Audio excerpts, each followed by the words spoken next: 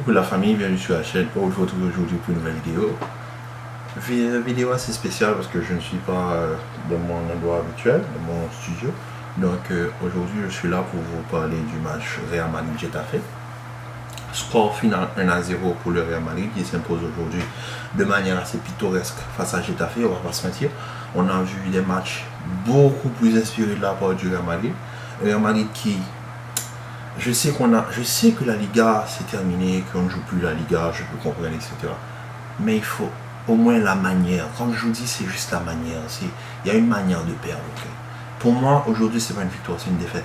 Si vous, fans du Real Madrid, vous regardez cette vidéo, vous acceptez ça comme une victoire, je suis désolé, vous n'aimez pas le Real Madrid. Parce que franchement, l'image que projette le Real en Liga, ça montre un jeu m'en foutisme, c'est littéralement ça. Pour moi, je sais qu'il n'y a plus rien à jouer, mais au moins la manière, il faut conserver son image. Je suis désolé. Aujourd'hui, Ancelotti, Carlo Ancelotti, toi et moi, nous sommes amis. Nous sommes amis. Tant que le gars, nous sommes amis. On est d'accord. Maintenant, est-ce qu'on peut m'expliquer la formation du jour?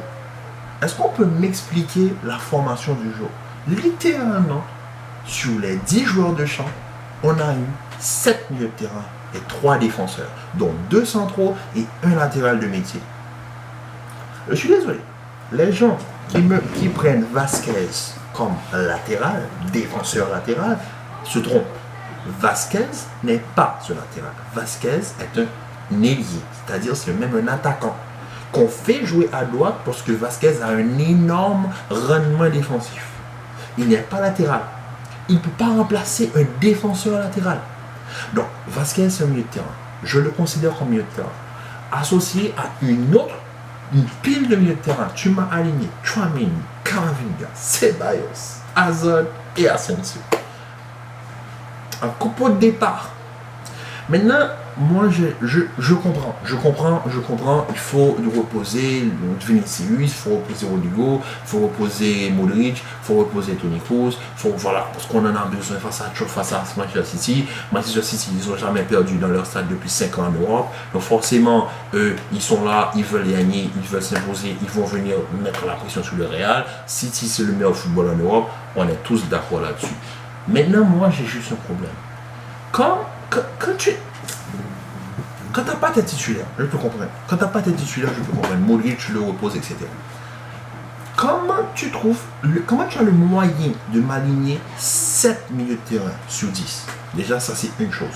Donc, quand tu alignes cette ligne-là, les Asensio et Hazard, qui est numéro 10 et qui est numéro 9? Parce que Hazard n'a jamais joué 9 de toute sa vie. Asensio, pareil.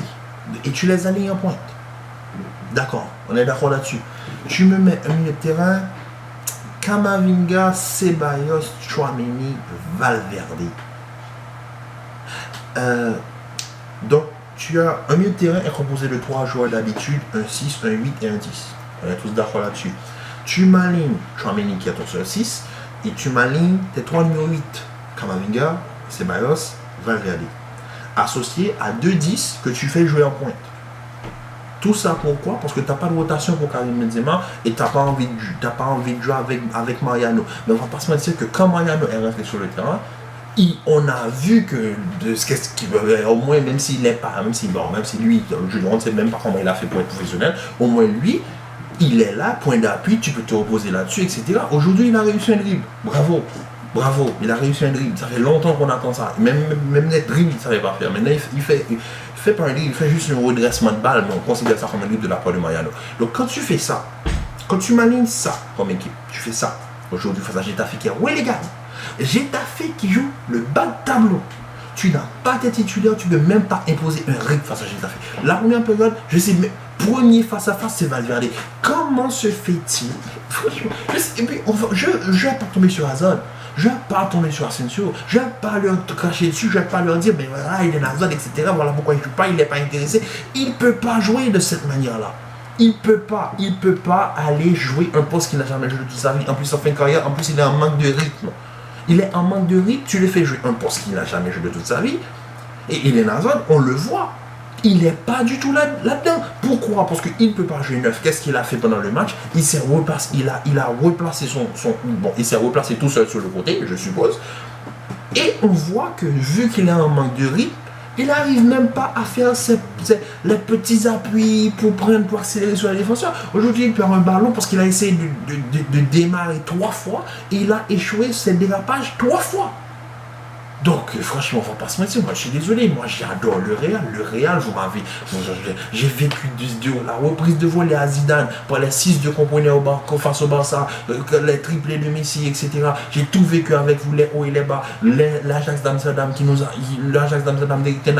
humiliés un peu plus en Europe. Voilà, etc. On a tout vécu. Le penalty de Ramos, la balle est arrivée sur la planète Mars. J'ai tout vécu avec vous. Mais là, je suis désolé. C'est pas acceptable.